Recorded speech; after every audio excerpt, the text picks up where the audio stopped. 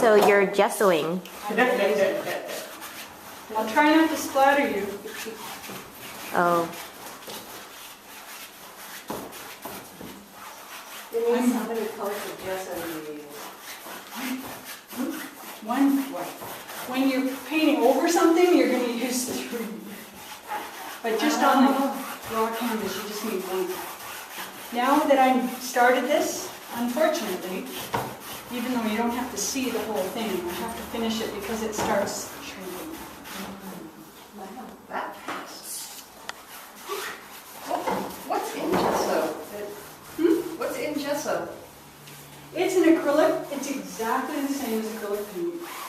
All colors are made the same, but they're different binders. Pastels, colored pencils, watercolor paint, acrylic oil, all have the same pigment and different binders.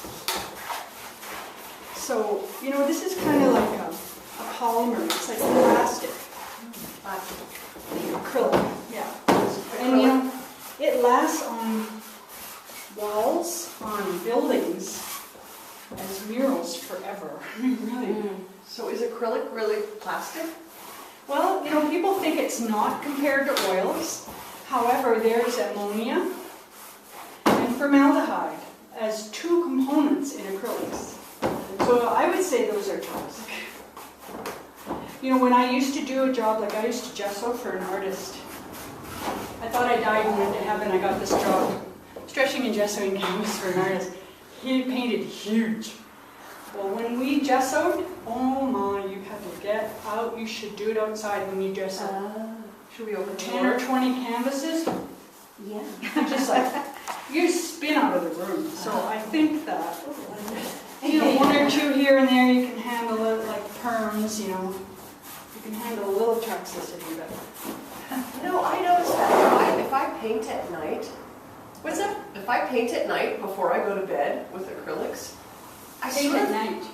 yeah, if I paint at night before I go to bed with acrylics, which believe me doesn't happen very often, but I almost feel like I have a hangover the next day. I know!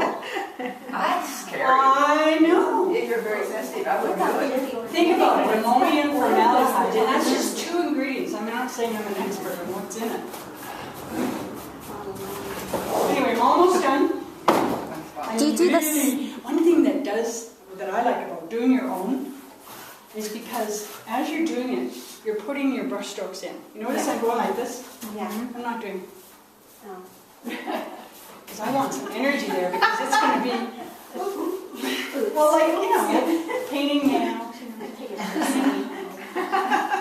Do you do the sides? Pardon me? Do you do the sides? I do. Okay. And I'm going to do them now because they have to be done. So it doesn't matter, you can make the wild strokes on the end. You don't have to have it like... It's better not to because I like the energy that goes into a painting. I like that energy in the base foundation of the piece. Okay. I paint my edges, but I want it to shrink at the same rate all around here. So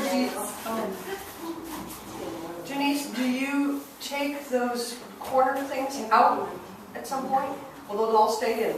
They live with it. Oh, okay. Some people put a brace down the middle of the back, but like somebody mentioned, Catherine mentioned, when you're painting a big canvas, you're hitting that brace all the time when you're going like this in the middle.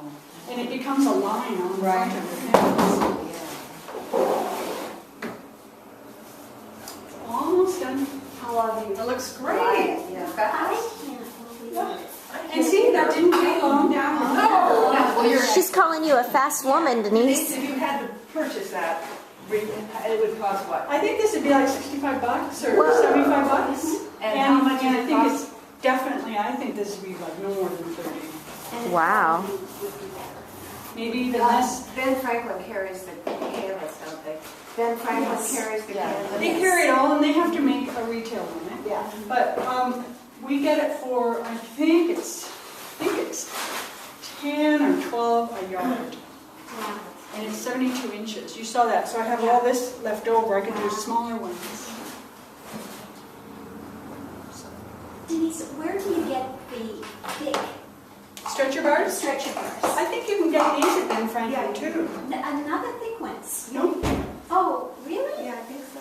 I've only seen the thin ones here, but I'll look again. So you already love it, and it's Oh, not yeah. even tainted on.